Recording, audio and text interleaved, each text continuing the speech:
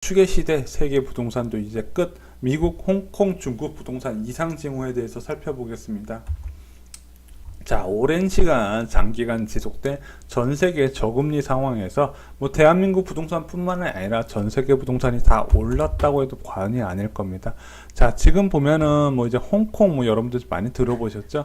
자, 독일, 캐나다 주요국 도시들이 대부분 부동산 거품이 이제 심하게 끼어 있는 상황이라고 이제 국제 이제 금융기관들이 많이 이제 경고를 하고요. 유럽 국가 뭐 22에서 사상 초저금리 마이너스 금리로 지금 낮추다 보니까 자금이 어쩔 수 없이 부동산으로 흘러갈 수밖에 없는 상황이에요. 유럽 국가, 북미 국가, 아시아 국가 대부분 이제 높은 부동산 상승세를 다 기록을 했고, 이거에 대한 사회적인 문제가 좀 부각되고 있는 상황입니다. 자, 특히 중국 여기서는 안 나왔지만 중국의 부동산 거품도 굉장히 심각하죠.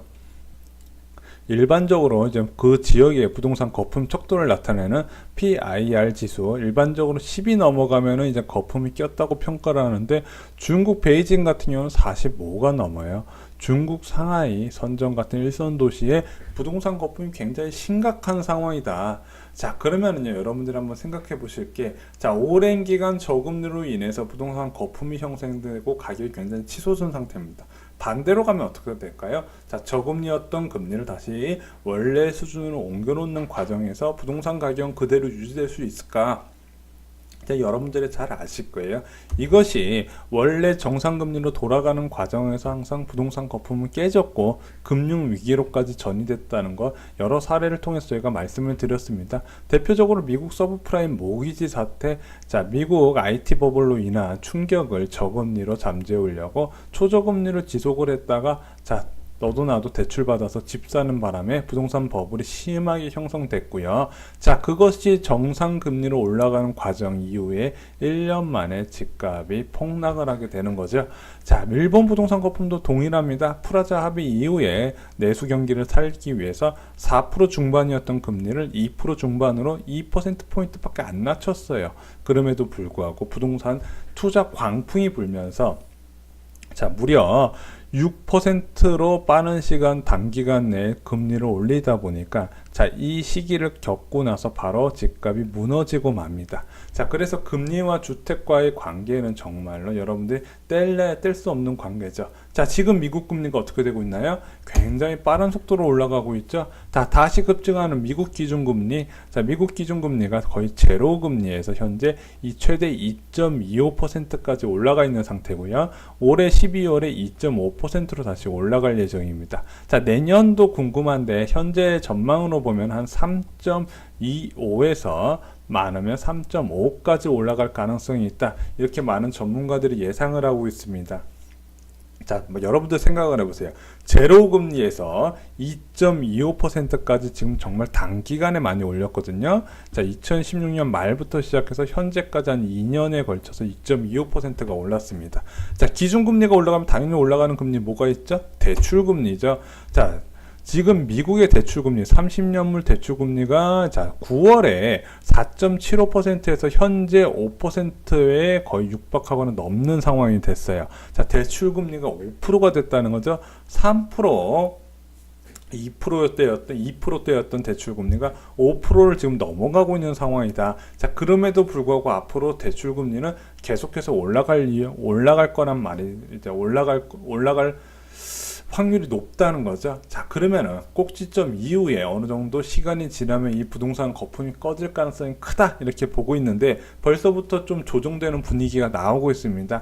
자, 미국의 지금 분위기를 보면은요, 자, 미국 8월 주택 매매가 줄어들었고요. 전월 대비 1.8% 하락. 많이는 아니지만 일단은 이 끝없이 올랐던 주택 가격, 2008년 금융위기 수준은 이미 회복하고 그 일을 너무 뛰어넘은 상황이거든요. 자, 여러가지 지금 기사에서 지금 여러가지 신호들이 나오고 있죠. 결국 제동 걸린 미국 집값, 곡공서 이상 지우, 35개 대도시 중 절반이 가격 정체 시작, 4년 새 반값된 뉴욕 아파트, 전 세계 부동산 이상 기록. 여기서 말하는 반값 아파트는요, 뭐 몇백억짜리 고가 아파트예요. 그런데 지금 부동산 조정을 받는 국가들의 특징들이 있어요.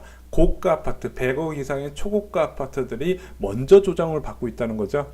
그래서 실수요자가 한정된 고가 아파트부터 하락이 시작됐고 그것이 일반 아파트로 확장되는 모습이 나올 거다. 자, 미국은 지금 이렇고요. 홍콩은 어떨까요? 홍콩 얼마 전에 이제 살인적인 집값에 홍콩 맥도날드 난민이 6배나 증가했다. 이게 뭐냐? 화장실 깨끗하고 더운 날씨에 에어컨 펑펑 틀어주는 맥도날드에서 먹고 자고 한다는 거죠. 근데 여기서 이제 놀라운 것이 여기 맥도날드 난민의 50%는 직장을 갖고 있는 직장인이라는 거예요.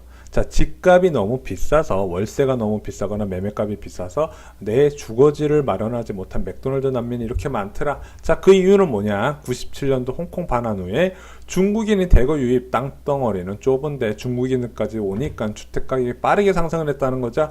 자, 지금 아파트 평당 가격이 1억 선이에요. 그래서 지금 홍콩에 분양한 아파트 보면 대부분 6평, 7평짜리 원룸형 주택인데도 6억, 7억 합니다. 자, 투베드룸 같은 경우는요, 굉장히 부자들이 거주하는 주거 형태입니다.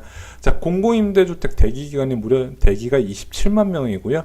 평균 대기기간은 5년입니다. 그래서 홍콩 정부에서 인공섬을 만들거나 아니면 지하에 땅굴을 뚫어서라도 임대주택을 마련한다, 이런 지금 계획을 세우고 있는 상황입니다. 자, 그런 홍콩 부동산에서도 이상 신호가 계속해서 나오고 있습니다. 자, 홍콩 부동산 이상 신호 뭐가 있을까요? 자, 2018년 8월에 자, 미국이나 홍콩이나 부동산이나 다 동일합니다. 8월부터 주택 가격 지수가 빠지면서 하락 신호가 보여요. 자, 가오룽안 지역의 7.9평 아파트, 8평짜리 아파트 거래 금액이 6억 2천만 원에 거래가 됐는데 엄청 비싸죠? 일주일 전 거래가보다 이게 8.8% 하락한 거고요. 1년 전에 비해서 16%나 하락한 가격이랍니다. 자, 1년 전에 비해서 16% 하락했다는 건 부동산 침체 신호라고 보셔도 돼요.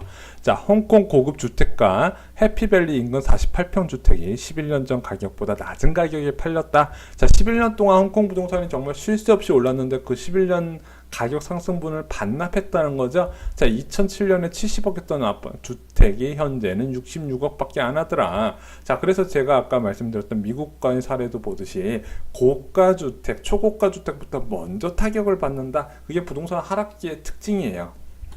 자, 지난 3개월간 홍콩섬의 주택가격 통계는 2%, 신계지역은 2.55%, 서부 신계지역은 최대 15%까지 하락한 상태다. 자, 주요 금융기관들은 홍콩 부동산 시장 거품 붕괴를 권고하고 하고 있다. 홍콩 사우스 차이나 모닝포스트의 이제 자료를 인용을 했습니다. 자, 그만큼 하늘 높은 줄 몰랐던 홍콩 부동산들이 이제 드디어 거품 붕괴 전조 현상이 일어나요. 물론 홍콩 부동산이 이제 홍콩 반환 이후에 한 번도 쉬지 않고 올랐던 건 아닙니다. 2015년에서 2016년 정도 중국의 경제 경착륙 시기에 한 30% 정도 폭락한 적이 있었다가 결국에는 중국 경제 정책은 이거예요. 약간 위험 신호가 오면 무조건 유동성부터 풀어요. 그러면서 그 유동성에 힘입어서 다시 금리 인하가 되니까 다시 부동산 치솟았더라. 자, 홍콩 부동산뿐만이 아니라 중국 부동산도 굉장히 좀 위험한 상황입니다. 자, 제가 지난번에 한번 발표를 드렸었죠. 자, 1선 도시, 2선 도시, 3선 도시로 나눠지는데 1선 도시의 집값 상승률이 정말 진짜 수직적으로 지금 올라가고 있는 상황입니다. 자, 베이징 지역 주택 평균 가격 2003년에 1제곱미터당 66만 원이었는데 2018년에 1제곱미터당 990만 원이에요. 이게 몇 배가 오른 겁니까? 거의 15배 이상 오른 상황이잖아요. 자, 그래서 상해나 베이징이나 선전 같은 일선 도시의 PIR에 무려 40대가 다 높더라. 자, 그럼 이 베이징 지역의 지금 집값에 거의 뭐 서울의 마용성 수준 가격까지 지금 치솟은 상황인데, 자, 베이징 지역 근로자 평균 연봉 보면 대한민국의 반도 안 되죠. 반 또는 3분의 1 수준밖에 안 되는 상황이에요. 그런 상황에서 집값이 이렇게 높으니까 이 거품 언제까지 갈까? 자, 저희가 말씀드렸다시피 집값이 거품이 형성되면 공급이 증가한다고 말씀드렸어요. 왜냐? 지어놓으면 무조건 팔리니까 부셔가지고 열심히 아파트를 짓겠죠. 그러다 보니까 중국의 대도시에 빈집이 빠르게 늘어나더라. 자, 베이징 전체 700만 채 중에서 100만 채가 빈집으로 있더라. 자, 전국적으로 300만 채에서 500만 채가 있고 매년 500만 채의 빈집이 빠르게 늘어나고 있더라. 자, 그래서 중국 부동산 기업들, 이것들이 다 재고가 되니까 부채로 남는 거죠. 1위부터 20위까지의 부채 총액 다 합쳐봤더니 1700조 원이에요. 자, 자, 다른 기업 다 빼고 부동산 기업만 1위부터 20위까지 부채 총액을 합쳤더니 대한민국 가계부채보다 훨씬 많아요. 자, 그러다 보니까 이 빈집을 어떻게 해야 될까요? 이 융자, 지금 중국에 유동성 위기가 있기 때문에 이 융자를 갚아나가야 되잖아요. 결국엔 이 빈집들을 할인 판매를 할 수밖에 없는 거죠. 자, 빈집으로 인한 문제가 대두되다. 성수기인 9월과 10월은 중국에서 가장 성수기인데 주택 판매 침체가 지속이 되고 있더라. 자, 부동산 기업들의 자금난에 9월 이후에 10월 10%에서 30%의 할인 판매를 쏟아져 나왔는데 기존 분양자들의 반발 시위가 잇따라요. 자, 이거 대한민국에서 2009년, 2010년에 많이 있었던 일이에요. 어디 이선 신도시에서 이제 2기 신도시에서 입주하는 시점에서 입주하고 났는데 입주 후 미분양인 악성 미분양을 떨어내기 위해서 30% 정도 할인 분양을 했더니 기존 분양 입주했던 사람들이 이삿짐 차량 못 들어오게 하고 난리가 났었죠. 지금 중국에서 동일하게 일어납니다. 자, 이게 빈집이 생겨서 할인 분양을 하게 되면 그 지역의 시세 자체가 의미가 없어지는 거예요. 결국에는 집값 급락의 하나의 전 단계, 시작 단계로 보는 경우가 많습니다. 자, 상하이시는 지난달 주택 판매 가격이 8월보다 하락을 했는데 작년 동월 대비 1.4% 하락했지만 이런 식으로 할인 판매가 쏟아지게 되면 결국에는 저 상하이시도 하락할 수밖에 없는 거다. 자, 샹허 공작청이라는 베이징 고급 아파트 가격은 2017년 제곱미터당 최고 2만 위원에서 올 9월, 10월 현재 반토막이 났더라. 자, 홍콩이나 미국이나 다 동일한 현상입니다. 초고가 이제 고가 아파트부터 먼저 하락을 시작하더라. 하락이 아니라 급락이죠. 거의 뭐 홍콩이나 미국이나 이제 중국이나 모두 고가 아파트들이 30%에서 50% 빠지는 것이 일반 주택까지 이제 퍼져 나갈 것이다 이렇게 봅니다.